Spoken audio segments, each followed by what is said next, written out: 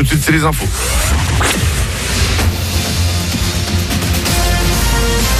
Toute l'actu sur Énergie Monaco-Menton avec Frédéric Plain.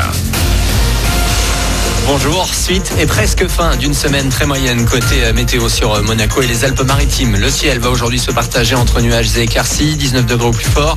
On aura un nouveau passage pluvieux demain avant le retour du soleil pour dimanche. C'était la météo sur Énergie avec le Tage, restaurant indien à Menton, en livraison à domicile et vente à emporter. Ça y est, on sait à quoi s'en tenir. Alors que 3 cas du variant indien ont été officiellement détectés en France et qu'encore 5 personnes sont décédées hier dans les Alpes-Maritimes, Emmanuel Macron précise ce vendredi les grandes étapes du déconfinement dans nos journaux. Ça commence la semaine prochaine avec dès lundi la fin des limitations de déplacement et donc des attestations en journée. Retour en classe pour les collégiens et les lycéens. Le couvre-feu restera maintenu. Il passera à 21h à compter du 19 mai. À cette date aussi, l'heure de la reprise sonnera pour les restaurateurs, les cafés en terrasse uniquement, également pour les commerces, les musées, les ciné, les théâtres, les salles de spectacle, les stades, mais de partout, il y aura des jauges à respecter et si localement le virus circule trop, ces réouvertures seront repoussées. 2 autres dates ensuite, le 9 juin pour accéder aux salles de sport par exemple, assouplissement du télétravail aussi. Enfin le 30 juin, la fin de presque toutes les restrictions et du couvre-feu si tout va bien.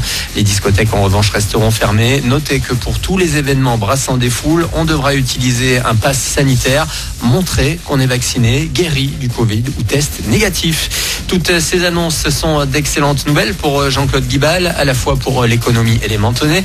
Le maire de la Cité du Citron qui a également tenu à rendre hommage aux soignants et tous ceux qui se sont dévoués sans faille pour traverser cette pandémie. Vous retrouvez son communiqué de presse sur les réseaux sociaux de la ville de Menton. On pourra donc bientôt à nouveau profiter d'une bière en terrasse avec modération et pourquoi pas une blonde mentonnaise. En tout cas, la Biunda, c'est son nom, vient d'obtenir une médaille d'argent au concours international de Lyon après tout juste 2 ans d'existence. Bravo à la brasserie artisanale La Mentounasque que vous retrouvez dans un article de Nice Matin ce vendredi. À eux, on souhaite plutôt le champagne. Les basketteurs monégasques seront peut-être ce soir champions de l'Eurocup. Après Gaston Médecin mardi, ils jouent ce vendredi leur second match de finale sur le parquet russe de Kazan. Et après seulement 3 participations, ils peuvent déjà décrocher un premier titre. Grande fierté du prince Albert II de Monaco. Quand on pense il y a quelques années qu'on était vraiment dans des divisions inférieures et bien sûr en Pro B aussi, et de voir la progression, de voir les efforts qui ont été faits pour pouvoir attirer les meilleurs joueurs ici et voilà, et de jouer les premiers rôles, puis d'être en finale d'une coupe européenne au basket, c'est tout simplement extraordinaire et vraiment je remercie les dirigeants et tous ceux qui participent à la vie de la Roca Team et bien sûr les joueurs et l'entraîneur et le staff technique, mais vraiment c'est tout un ensemble de personnes qui ont permis cela et c'est extraordinaire pour le sport à Monaco, pour Monaco et bien sûr par extension peut-être pour le basket français aussi. Et une rapide interview à retrouver sur les réseaux sociaux de l'AS Monaco. À l'aller, la Roca Team s'est imposée 89-87. En cas de défaite ce soir, rien ne sera perdu. Il faudra juste jouer la belle dimanche. En foot, c'est parti pour la 35e journée de Ligue 1. Marseille reçoit Strasbourg ce soir en ouverture à 21h. Demain, PSG Lens et Nice-Lille. Monaco jouera en clôture à dimanche face à Lyon au Louis II. Il sera question de cette rencontre en conférence de presse cet après-midi. L'OL est 4 points derrière nous au classement.